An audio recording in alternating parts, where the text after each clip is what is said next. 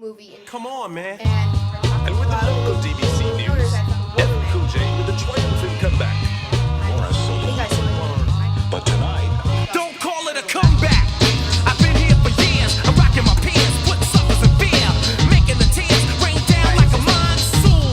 Listen to the bass go boom, explosion, overpowering over the What's up, guys? I'm here to review Sucker Punch, Zack Snyder's latest trippy-ass movie. Well, I was extremely excited for this movie, mainly because I really love Zack Snyder. Pretty much every movie he's come out with I've really liked. No, I'm probably going to get a lot of hate for this, but I actually really liked the remake of Dawn of the Dead more than the original. I just had a lot more fun with the remake. I think 300 is a little bit overrated, but I still liked it. And Watchmen, I think, is just awesome. I think that's one of the most underrated movies of 2009. Now, this one, I was really expecting to love it, but probably more mixed for this movie than any other movie I've ever seen in my life. There's so much done right in this movie, but there's also so much done wrong. Start off with the story, which will be kind of hard to explain. Emily Browning, she was the main girl in The Uninvited. She is almost molested by her father, and after trying to kill him but accidentally shooting her sister, she is sent to this mental institution by him. At the mental institution, her and a bunch of other crazy girls, played by Jamie Chung and Vanessa Hudgens and some other people, what they do is dance, and people come over for shows, and they give them lap dances and stuff. And it's never really fully explained. It's really complicated. Emily Browning, her name is in the movie is Baby Doll. I'll just call her Baby Doll. Every time she closes her eyes, she goes to this weird fantasy world that's in her head. And every time she closes her eyes and we see this fantasy world, it goes on for 10 minutes of action. Here's what's good about this. The action is amazing. Snyder just gives these action scenes his full effort, and it just looks amazing. However, these fantasy sequences go on for 10 minutes, and that's the only action. And it's great action, only I really can't hold on to this. I'm getting a little ahead of myself. Let me finish, the plot. Within the, 5 days of, this doctor to come and the big, lap dance when I think Emily Browning would lose her virginity to him, all the girls plan an escape.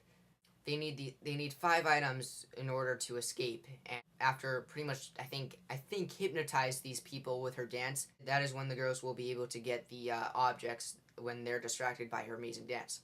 Now, all of that is interesting, but when she closes her eyes, we are instantly in this big 10-minute long action sequence. But when I'm watching these action sequences, I'm kind of I'm just confused. I'm not really entertained, I am just confused. It's eye candy, and that's really all it is. There's really nothing else. I think it just felt like this movie was an excuse for eye candy. And it makes me sad because I think there could have been so much more done with this plot. I think if they didn't add this plot where she closes her eyes and then action comes, I think there could have been directions where this movie could have gone, and it would have been awesome. And I was just sitting there kind of confused on this fantasy thing. I think it's just this mental thing to help her cope with the dancing and with what's going on, but it's really not explained enough. If it's not that, I don't think anybody knows what is really going on in this trippy world that she's having. And like I said, if it is just something that she makes up in her mind that she can cope with, I just can't hold on to anything, because in the virtual dream, her friends are supposedly almost dying, but I don't really care if they die in her dream. Something just felt really missing to this movie. This could have been a really good movie, yet they just kind of messed it up a little bit with this weird-ass plot. Overall, I'm going to give it a 6.5 out of 10. It's really close to a 7 because the action scene sequences are just amazing.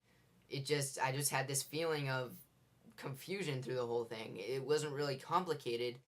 I don't know, it was weird. So I'll see you guys later, and one more thing before I go.